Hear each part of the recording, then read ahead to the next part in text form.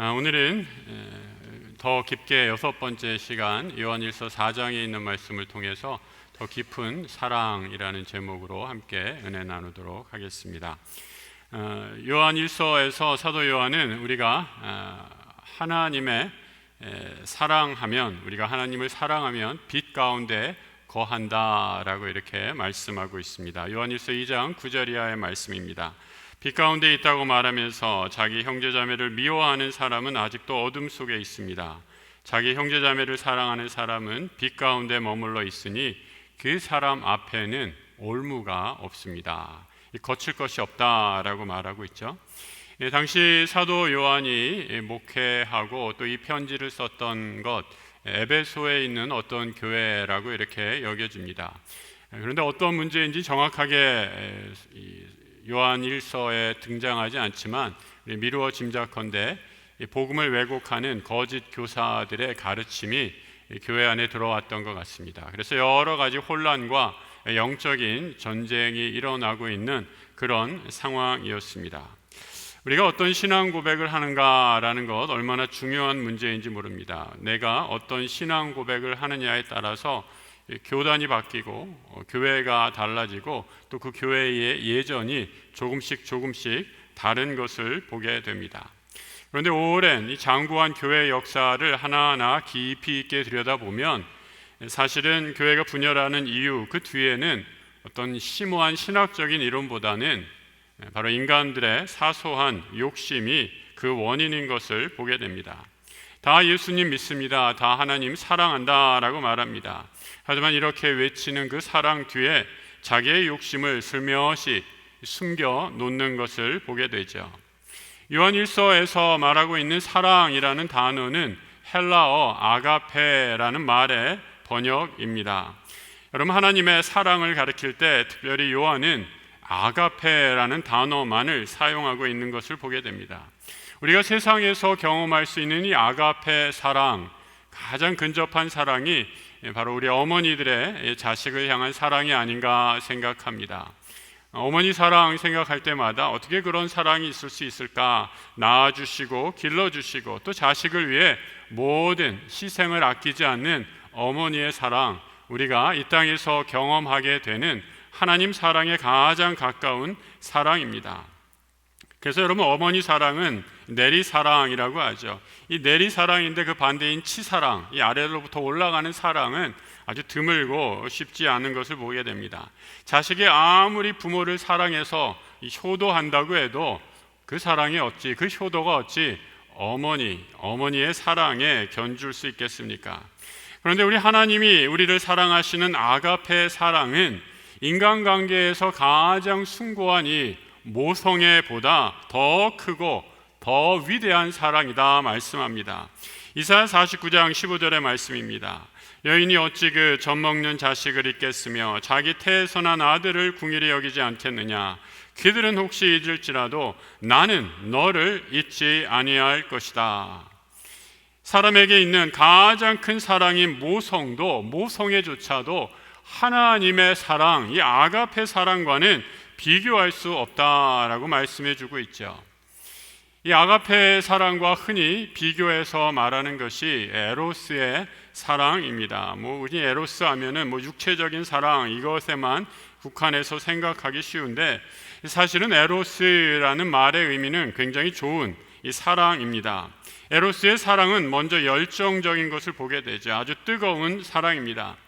그런데 이 아가페 사랑과 에로스 사랑의 가장 결정적인 차이 한 가지는, 에로스 사랑은 무엇 때문에, 그 조건 때문에 하는 사랑이죠.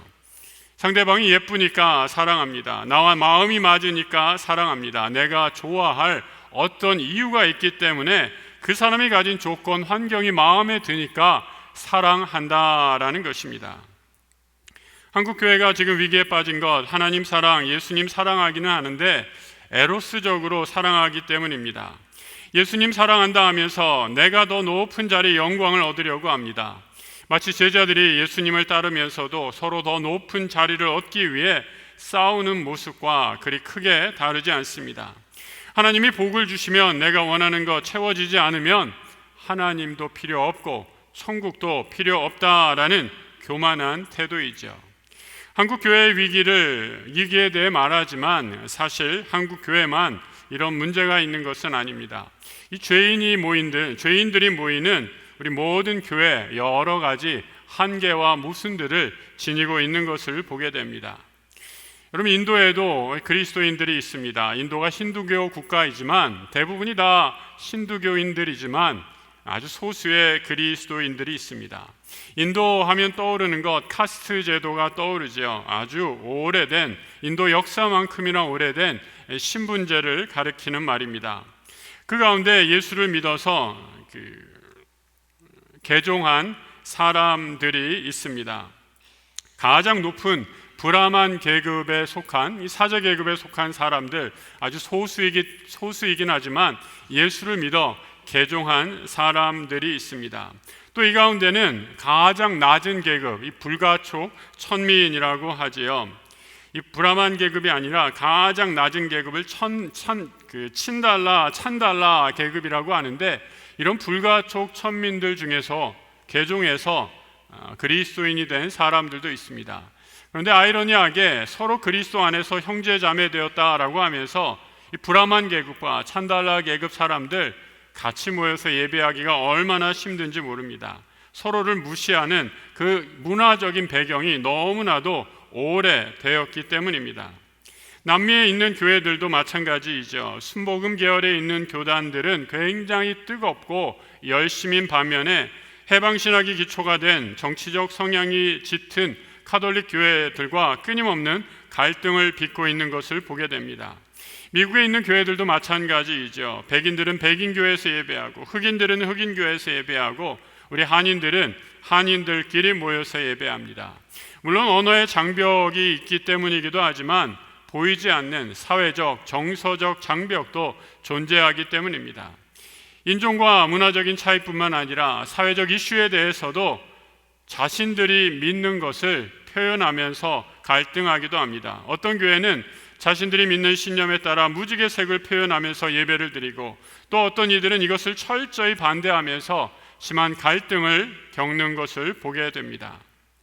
한국 교회뿐 아니라 전 세계 교회로 눈을 돌려보면 여러 가지 갈등의 모습들을 보면서 우리가 이런 질문을 던지게 되죠. 이렇게 다양한 교회, 다양한 신앙 고백, 서로 다 다른데 우리가 어떻게 하나가 될 수 있는가? 이 사실 여러 군데 둘러볼 필요도 없이 우리 안에 있는 모습, 우리 교회의 모습만 봐도 얼마나 서로 다른지 모릅니다. 여러분, 우리 성도님들 함께 모여서 예배하지만 우리 한 분 한 분 보면 다 얼마나 다른지 몰라요? 출신 배경, 또 환경들, 또 받은 교육의 정도, 성향, 성격들 다 다릅니다. 이렇게 서로 다른데 우리는 예수 그리스도 안에서 한 공동체를 이루어 예배하고 있습니다. 그래서 저는 주일날 예배할 때마다 이게 신비한 하나님의 역사다라고 생각합니다. 이렇게 다른 사람들이 매 주일마다 함께 모여서 예배하는 것, 하나님의 신비한 은혜의 역사가 아니면 불가능한 일이기 때문이죠. 교회 분열과 갈등의 문제는 오래전에 사도 요한이 이 편지를 쓰고 있던 시대도 마찬가지였습니다. 이런 이유로 하나님께서는 요한 1서라는 너무나도 귀한 말씀을 우리에게 선물로 주셨다고 믿습니다. 세상이 분열합니다. 세상이 갈등하는 것은 너무나 당연합니다. 그런데 교회 공동체도 그러해야 할까? 교회도 세상처럼 너무나 다른 사람들이 모여서 그들처럼 우리도 갈등하고 싸워야 된단 말인가? 교회는 그렇지 말아야 된다라는 거죠. 우리 교회가 세상에 보여줄 수 있는 것, 세상이 보여주지 못하는 한 가지, 바로 하나님의 거룩한 사랑을 보여주라라는 사명을 지녔다라는 겁니다. 이 사랑을 증거하는 것, 오늘 우리에게 주신 하나님의 사명인 줄 믿습니다. 사도 요한은 이 사명을 잘 지키기 위해 하나님의 어떤 분이신지 오늘 우리에게 이렇게 말씀해 주고 있습니다. 본문 4장 8절 말씀 같이 한번 읽어보겠습니다. 사랑하지 아니하는 자는 하나님을 알지 못하나니 이는 하나님은 사랑이심이라. 우리가 믿는 하나님, 사랑의 하나님입니다. 하나님 사랑이신데 사랑이신 하나님의 가장 큰 특징이 무엇일까? 여러분, 사랑하면 어떻게 됩니까? 사랑하면 끊임없이 사랑하는 상대방과 대화하고 소통하려고 합니다. 오늘 이런 일 저런 일, 또 어제 있었던 이런 일 저런 일들 남들이 들으면 시시한 얘기고 나한테 아무런 소용이 없는 얘기인데, 사랑하는 사람들끼리는 얼마나 중요하고 의미 있는 대화인지 모릅니다. 왜 그렇습니까? 사랑하기 때문이죠. 사랑하기 때문에 상대방의 일거수일투족, 사소한 행동들, 그 말 모두가 나의 아주 관심사가 되기 때문입니다. 사랑한다고 하면서 혼자만 말하고 혼자만 뜨겁다면 이는 제대로 된 사랑이 아니라 짝사랑이다 라고 말할 수 있죠. 하나님 사랑하면 내 말만 하고 끝나는 것이 아니라 하나님의 음성에 귀를 기울여야 합니다. 혼잣말을 모놀로그라고 한다면 하나님과의 대화는 다이얼로그입니다. 주고받으며 나누는 대화이죠. 요즘에는 여러분 잘 랜드라인 전화, 그러니까 그냥 보통 전화 잘 안 쓰시죠. 다 핸드폰으로 전화번호 저장해서 그냥 다 써서 전화번호도 이제 잘 기억 못 하시잖아요. 근데 예전에 핸드폰이 이렇게 대중화되기 전에 다 이렇게 어떻게 됐어요? 수화기를 들고 다이얼을 돌려서 전화를 했죠. 그러면 어떻게 됩니까? 이 다이얼로그가, 대화가 시작이 됩니다. 상대방과 내가 대화를 나누게 되는 거죠. 하나님과의 대화는 주고받으며 나누는 사랑의 대화입니다. 우리는 그것을 가리켜서 기도라고 말합니다. 하나님과 대화하려면 하나님이 어떤 분이신지 잘 알아야 합니다. 우리가 성경을 읽고 또 기도하며 그 말씀을 묵상하고 또 교회의 이런저런 모습으로 섬기는 이유, 하나님을 더 잘 알기 위한 우리의 작은 노력들입니다.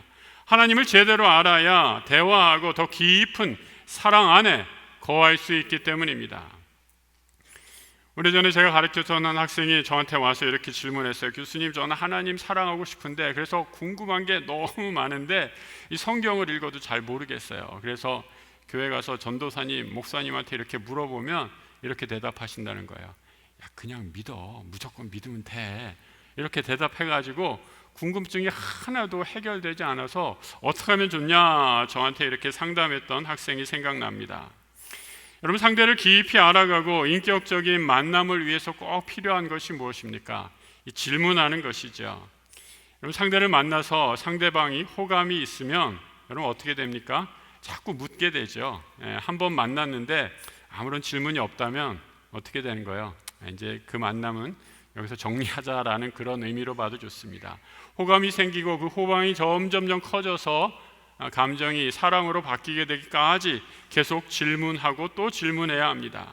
상대방을 사랑하면 질문하게 되어 있습니다. 어떻게 살아왔는지, 무슨 생각을 하는지, 앞으로의 꿈과 비전은 무엇인지 물어야 합니다. 하물며 세상의 창조주이시고 구원자이신 하나님, 우리가 어떻게 한번 만나고 그분을 다 알 수 있겠습니까? 인간의 지혜로 담기에 너무나 하나님은 크신 분이시기에 하나님께 끊임없이 묻고 또 질문해야 합니다.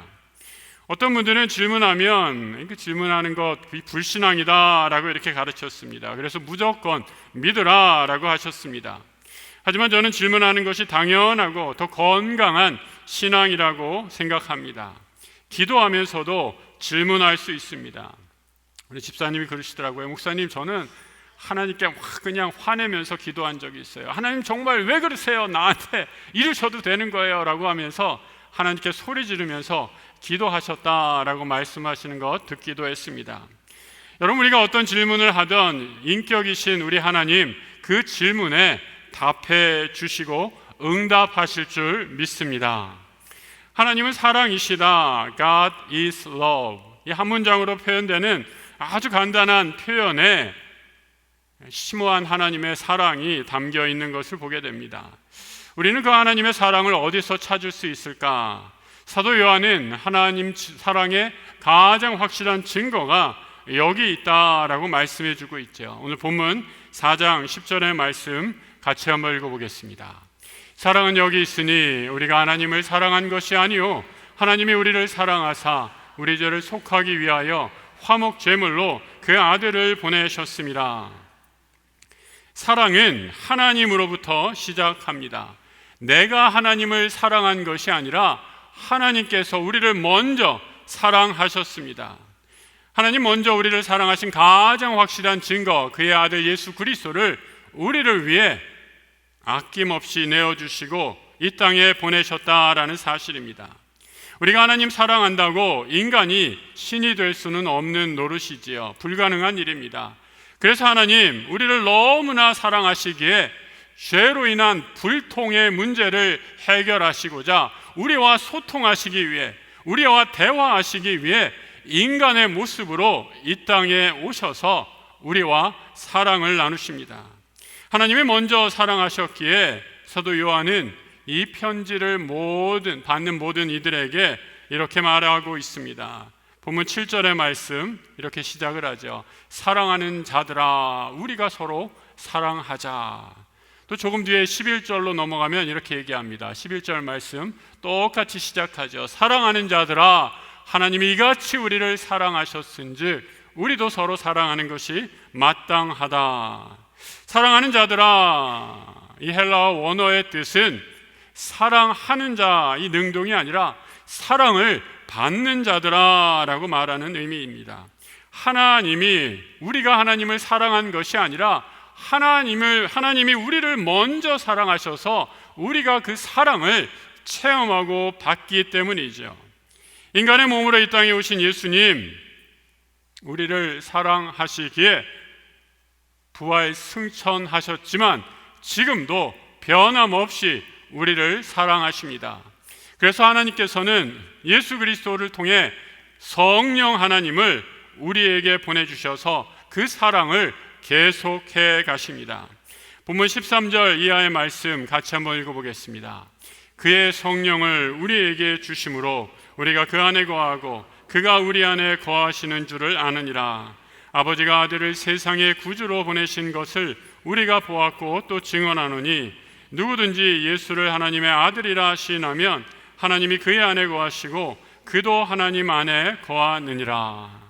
성령 하나님의 중보하심을 통해 이제 하나님이 내 안에 계시고 내가 하나님 안에 거하는 놀라운 사랑의 신비가 오늘날 지금도 여기에 계속 진행되고 있습니다. 내가 하나님 안에 거할 때 누리는 축복, 바로 담대함의 축복입니다. 이 세상을 살아갈 때 하나님이 주시는 축복, 사랑 안에 거할 때 누리는 담대함이죠. 여러분, 세상이 얼마나 시끄럽고 무서운 세상을 살아가고 있습니까? 어제 뉴스를 보니까 북아프리카 모로코에 큰 지진이 나서 많은 사람들이 생명을 잃었다라는 뉴스를 보셨을 것입니다. 거기 보니까 제가 작년 여름에 안식년 때 선교사님과 함께 방문했던 곳이 바로 그 모로코여서 저는 더 특별하게 다가왔습니다. 제가 걸었던, 그리고 그 무슬림 지역 사람들과 만났던 그 골목골목들이 오늘 하루아침에 다 무너져서 많은 사람들이 그 잔에 깔려 있는 모습을 보면서 정말 하나님 그들을 위해 기도하는 마음들이 생겼습니다. 얼마나 많은 일들 하루아침에도 일어납니까? 우리 뉴스를 보게 되면 전 세계의 크고 작은 뉴스들 접할 때마다 정말 두려운 마음이 생기지 않습니까? 세계 뉴스 보지 않아도 우리나라 현실만 봐도 얼마나 두렵고 이러다가 이 나라가 어떻게 될까 이런 두려움에 사로잡히지는 않으십니까? 다른 것 둘러볼 것 없이 나의 삶을 살펴보아도 얼마나 또 두려운 일이 많으세요? 내 건강은 잘 유지될 수 있을까? 내가 앞으로 잘 살아갈 수 있을까? 내 미래의 모습은 어떻게 될까? 우리 자녀들은 잘 살아갈 수 있을까? 이런 미래를 생각하면 늘 두려움과 근심, 걱정에 사로잡히게 됩니다. 여러분, 미래를 생각할 때마다 우리가 두려운 이유는 아무 다른 이유가 없어요. 우리가 한치 앞을 내다보지 못하는 그런 연약함 가운데 있는 인간이기 때문입니다. 아무도 나의 미래를 예측하거나 그 미래를 아는 사람 아무도 없습니다. 그러기에 우리에게 불확실하게 다가오는 미래를 생각할 때마다 우리에게 끊임없는 불안과 초조, 근심, 걱정이 생기게 되는 것을 보게 되죠. 하지만 사도 요한은 하나님 안에, 그 사랑 안에 살아가는 사람, 성령의 사랑 안에 거하는 사람, 미래에 대한 두려움 없이 살아갈 것을 약속해 주십니다. 4장 17절 말씀 같이 한번 읽어보죠. 이로써 사랑이 우리에게 온전히 이루어진 것은 우리로 심판날에 담대함을 가지게 하려 함이니 주께서 그러하신 것 같이 우리도 이 세상에서 그러하니라. 심판의 날, 세상의 마지막, 여러 가지로 표현해도 좋습니다. 종말의 날입니다. 사람들은 그날에 큰 두려움에 빠질 것입니다. 하지만 우리는 하나님의 사랑 안에 거하는 사람들, 그 두려움을 이기고 미래를 맞이할 것입니다. 담대함은 두려움을 이기는 사랑의 능력이기 때문이죠. 여러분 주변에 우리 젊은 우리 청년들, 사랑에 깊이 빠진 열애하고 있는 청년들 보신 적 있으십니까? 이 젊은 청년들 사랑에 빠지게 되면 아무것도 두려운 것이 없죠. 요즘 청년들은 이제 너무 힘드니까 이런 거 저런 거 막 재고 이렇게 따지면서 하는 게 또 요즘 추세인 것 같아요. 근데 여러분 주변에 만약에 그런 사람들이 있다라고 한번 상상을 해보세요. 정말 뜨겁게 사랑하는 열애를 하는 그런 커플이 있습니다. 그럼 이제 부모님들이 그 사랑에 빠진 청년들을 보면서 한마디 하죠. 이거 아그들아 한번 살아봐. 인생이 얼마나 힘든지 한번 살아봐. 만만치 않을 거다 이놈들아 라고 하면서 찌찌거립니다. 근데 여러분 부모님들이, 어른들이 아무리 그렇게 말해도 서로 사랑에 빠진 청년들 그 말 귓등으로도 안 들어와요. 아무리 얘기해줘도 필요 없습니다. 왜요? 사랑하기 때문에. 사랑하면 앞으로 닥칠 모든 미래의 두려움, 걱정, 근심, 그 두려움을 사랑으로 이겨낼 수 있는 승리, 이 힘이 있기 때문입니다. 여러분 우리는 예수를 신랑으로 모시고 이 땅을 그의 신부로 살아가는 성도들입니다. 그래서 그리스도의 신부된 우리들, 사랑이 깊이 빠진 우리들에게도 이런 사랑 가운데 살아가는 담대함 가운데 살아갈 수 있습니다. 우리가 세상을 두려워하지 않는 이유입니다. 우리의 신랑 되신 예수 그리스도께서 이 세상을 이기셨기 때문입니다. 요한일서 2장 28절의 말씀입니다.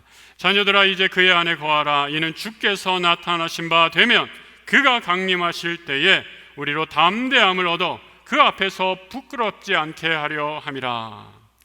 하나님의 사랑 안에 거하고 그 사랑 안에 세상을 두려워하지 않고 살아가는 성도들, 하나님이 주시는 사랑의 증거입니다. 오늘 요한은 그 사랑 안에 거할 때 그 사랑 안에 사는 사람들이 사랑을 드러내는 또 하나의 사랑의 증거를 말해주고 있습니다. 바로 형제 자매를 사랑하는 것이죠. 여러분 이 세상은 어떤 이 세상입니까? 자기 하나 살겠다고, 자기 하나 몸 건사하지 못해서 남들 사랑할 여력 없습니다. 내가 사는 것이 가장 중요한, 그야말로 각자 도생의 시기를 살아가는 세상입니다. 세상은 이런 세상이지만, 그래서 서로 살겠다고 아우성이지만 우리는 이 세상에서 형제 자매를 사랑하며 살아갑니다. 이것이 기독교가 가진 사랑의 힘이죠. 형편이 좋아서 사랑하는 것이 아닙니다. 내가 살만해서 형제 자매를 사랑하는 것이 아닙니다. 죽음의 공포 앞에 있을 때에도, 순교의 현장 앞에 있을 때에도 형제 자매를 사랑할 수 있었던 것, 바로 우리 주님께서 그렇게 사셨기 때문이죠. 요한일서 3장 16절의 말씀입니다. 우리 같이 한번 읽어보죠. 그가 우리를 위하여 목숨을 버리셨으니 우리가 이로써 사랑을 알고 우리도 형제들을 위하여 목숨을 버리는 것이 마땅하니라. 이 말씀 읽으면 되게 부담되지 않으세요, 여러분? 형제를 위해서 목숨을 버리라고 그러니까 옆에 분들 한번 이렇게 싹 보세요. 나랑 별로 친한 사람도 아니고 내가 잘 알지도 못하는 사람인데 내가 어떻게 이 사람을 위해서 목숨을 버리나 이렇게 생각하면 굉장히 부담되는 말씀입니다. 이 사실은 사도 요한이 이 말씀을 하실 때에 이 교회의 상황, 그야말로 교회를 향한 여러 가지 핍박과 탄압, 또 순교의 자리들이 많이 있었기 때문에 이런 말씀을 한 거죠. 그래서 여러분 이 말씀을 지금 우리 현장에 바로 적용되면 부담됩니다. 어떻게 하면 우리 현장에 좀 맞게 잘 적용할 수 있을까 생각해 봅니다. 이 사랑은 내가 어떻게 느끼는지, 내가 어떻게 말하는지로 결정되는 것이 아닙니다. 사랑은 우리 주님이 나를 위해 자신의 몸을 버렸듯이, 사랑은 내가 어떻게 타인을 위해, 이웃을 위해 행할 수 있는가? 실천의 문제입니다. 어떻게 하나님의 사랑을 실천할까? 옆에 분들 한번 다시 한번 보세요. 목숨을 버리겠습니다 이러면 안 할 테니까 옆에 분들 한번 보시고, 집사님, 권사님 한번 해보세요. 집사님, 그리고 한번 이렇게 얘기해 보세요. 목숨은 못 버려도, 이렇게 하죠. 목숨은 못 드려도 밥은 한번 사겠습니다 하세요. 목숨까지 주기는 너무 부담되고 상대방도 그럼 되게 부담될 거예요. 어디 도망갈지도 모르겠습니다. 밥은 한번 사실 수 있지 않겠습니까? 사랑은 여러분, 나 자신을 내어주는 거룩한 행동입니다. 주님이 우리를 위해 내어주신 것, 자신의 모든 생명 우리를 위해 다 내어주셨습니다. 사랑은 나를 내어주는 행위이죠. 전부 내 자신을 이웃을 위해 내어놓지 못한다 할지라도 제가 그냥 밥 사는 것으로 표현했습니다. 여러분, 얼마든지 내가 가진 것 상대방을 위해 나눌 수 있습니다. 내 시간을 나눌 수 있고, 내 재물을 나눌 수 있고, 내 재능을 나눌 수 있습니다. 그것을 위해 주변에 있는 사람들과 나누는 것, 거룩한 사랑의 실천입니다. 그분을 위해 서로 교제하면서 기도의 제목을 나누었다면 여러분, 그분이 진 무거운 삶의 짐을 함께 나누어지는 거룩한 사랑의 실천입니다. 가끔 신방 가서 이 기도 제목 나누고 나면 우리 그렇게 얘기하세요. 목사님과 이렇게 기도 제목 나누고 기도받고 나니까 이 짐이 마음이 훨씬 가벼워진 것 같아요. 이렇게 말씀하시는 분들이 있습니다. 그게 왜 그런지 아세요, 여러분? 이 기도 제목 나누기 전에 혼자서 그 무거운 짐을 지고 있다가 이제 상대방과 이 짐을 나누게 되니까 어떻게 돼요? 이 짐이 2분의 1로 나누어지는 것입니다. 그래서 여러분, 주변에 이런 좋은 믿음의 그룹, 신실한 믿음의 형제자매들과 이 기도 제목을 많이 나누십시오. 저한테만 나눠주려고 그러지 말고, 저한테만 나눠주려고 하다가 제가 여러분들 기도 제목 다 받았다간 쓰러지고 말 것입니다. 그러니까 주변에 있는 많은 분들과 함께 서로 기도의 제목을 나누십시오. 내가 기도의 제목을 나눈 만큼 내 삶의 무게가 n분의 1로 감소되기 때문입니다. 서로 사랑하면서 그것이 작은 실천이라도 남의 것을, 나를 위해 나의 것을 남에게 내어주는 것, 사랑의 거룩한 실천이죠. 내가 이렇게 상대를 위해 아낌없이 내 시간을 드리고 재물을 쓰고 또 기도해 준다라고 해도 상대가 때로는 나의 사랑, 이것을 거부할 때가 있는 것을 보게 됩니다. 여러분, 그럴 때 되면 굉장히 마음이 상처를 입고 아프게 되죠. 미국의 한 심리학회에서 조사를 하는데, 내가 세상에서 살면서 제일 이 기분이 나쁜 때가 언제입니까? 라고 이렇게 물으니까 대다수의 미국인들이, 아마 우리나라도 크게 다르지 않을 거라고 생각해요. 이 rejection, 이 거부할 때, 상대방이 나를 거부할 때 내 기분이 제일 많이 상했습니다 라는 그런 응답이 돌아왔습니다. 여러분, 마찬가지죠. 우리가 다 그렇습니다. 내가 좋은 호의로 상대방을 생각하면서 선을 베풀고 시간을 베풀고 좋은 호의를 베풀었는데 상대방이 굉장히 무뚝뚝하게 반응한 거예요. 나 그거 필요 없어, 난 뭐 몰라, 이렇게 대답한다든지 내 호의, 사랑을 무시하게 되면 마음에 큰 상처를 입습니다. 그러면 어떻게 됩니까? 내가 저 인간이랑 다시는 밥 먹나 봐라, 상종도 안 하겠다, 이렇게 생각하기 쉽습니다. 그런데 여러분, 우리 성도는 상대방이 내 사랑을 받아들여지지 않아도 두려워할 필요가 없습니다. 우리는 하나님의 사랑을 체험한 사람들이기 때문입니다. 그 사랑 안에 거하기 때문에 상대방이 내 사랑을 받아들일지 안 받아들일지 그 두려움 가운데 사랑을 행할 필요가 전혀 없습니다. 요한일서 4장 18절에서 이렇게 말씀해 주고 있죠. 한번 같이 읽어봅니다. 사랑 안에 두려움이 없고 온전한 사랑이 두려움을 내어 쫓는다 말씀합니다. 사랑은 상대방의 반응 때문에 주눅들거나 움츠려들지 않습니다. 우리의 사랑은 사랑의 왕으로 이 땅에 오신 예수 그리스도께서 보여주신 사랑이기 때문입니다. 우리가 아직 죄인 되었을 때에, 사랑할 만한 구석이 단 1도 없을 때에 우리를 위해 아낌없이 베풀어 주신 그 사랑에 인해서 우리는 이웃을, 형제자매를 사랑할 수 있는 것이죠. 사랑을 잃어버린 시대, 사랑을 찾을 수 없는 이 세상에 우리 성도들은 하나님의 사랑을 실천하라 우리를 교회로 불러주셨습니다. 우리 약수교회 모든 성도들 예수의 그 놀라운 사랑으로 더 깊은 사랑을 실천하는 사랑의 공동체 되기를 우리 주님의 이름으로 축복합니다. 함께 기도하겠습니다. 하나님 아버지, 하나님 사랑이심을 알게 하시니 감사합니다. 그 사랑 우리에게 먼저 보여주시고 먼저 우리를 사랑하셔서 아들 예수 그리스도를 내어주시는 그 사랑 몸소 행해 주시니 무한 감사합니다. 우리도 그 사랑 의지해서 서로 사랑하게 하소서. 내 시간과 물질, 이웃을 위해 감사와 기쁨으로 나누며 우리 주님 말씀하신 것처럼 서로 사랑하는 사랑의 공동체, 주의 몸된 교회 되게 하여 주옵소서. 사랑의 왕으로 이 땅에 오신 우리 주 예수 그리스도 이름으로 기도드립니다. 아멘.